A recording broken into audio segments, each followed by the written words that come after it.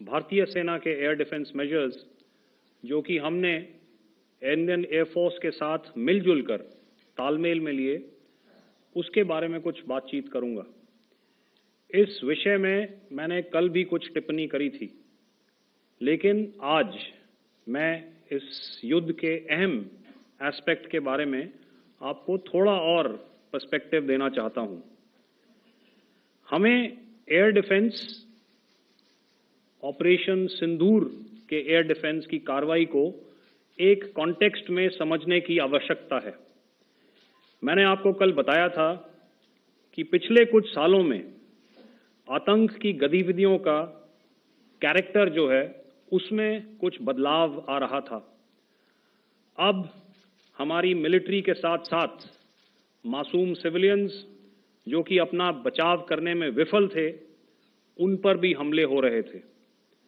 2024 में जम्मू सेक्टर में शिवखोरी मंदिर को जाते हुए यात्री और इस साल अप्रैल में पहलगाम में मासूम पर्यटक इस खतरनाक ट्रेंड के विशेष उदाहरण हैं। पहलगाम तक पाप का ये घड़ा भर चुका था।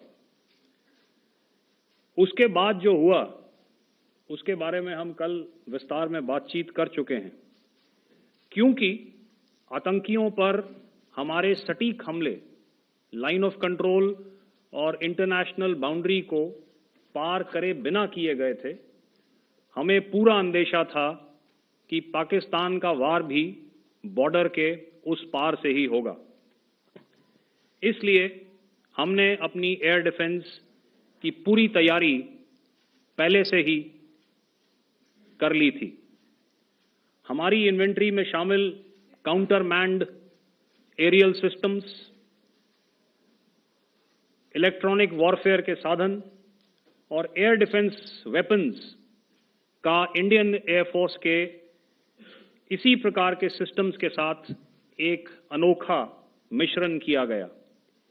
इसलिए आपने देखा कि जब जब पाकिस्तान एयरफोर्स ने हमारे एयरफील्ड्स और लॉजिस्टिक इंस्टॉलेशंस में 9 और 10 मई की रात को लगातार हमले किए, वो इस मजबूत एयर डिफेंस ग्रिड के सामने विफल हो गए।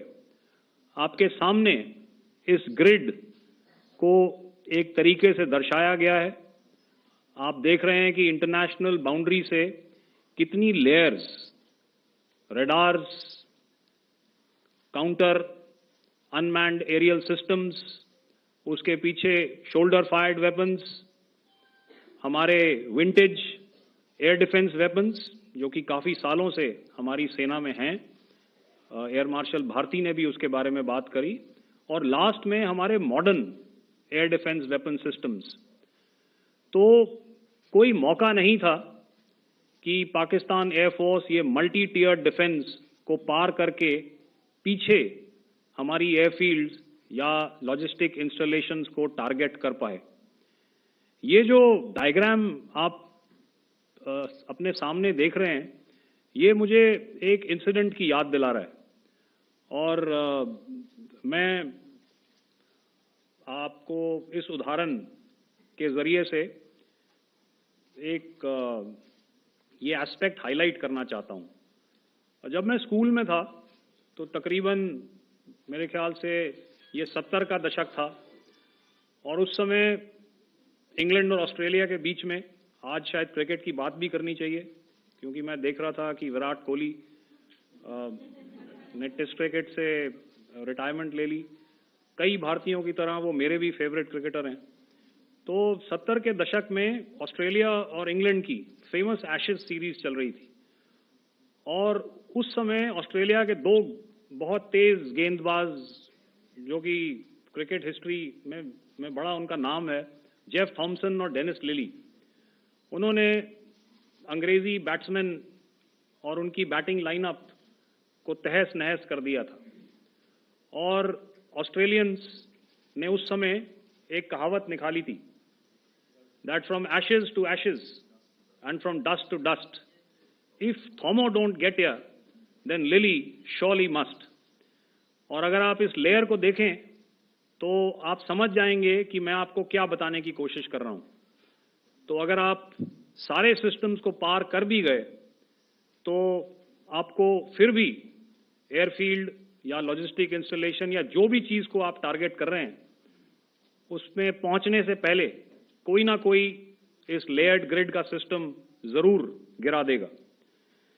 जो दुर्दशा कल आपने पाकिस्तान एयरफील्ड्स की देखी और शायद आज भी एयर मार्शल भारती की प्रेजेंटेशन में, हमारी एयरफील्ड्स हर प्रकार से ऑपरेशनल हैं।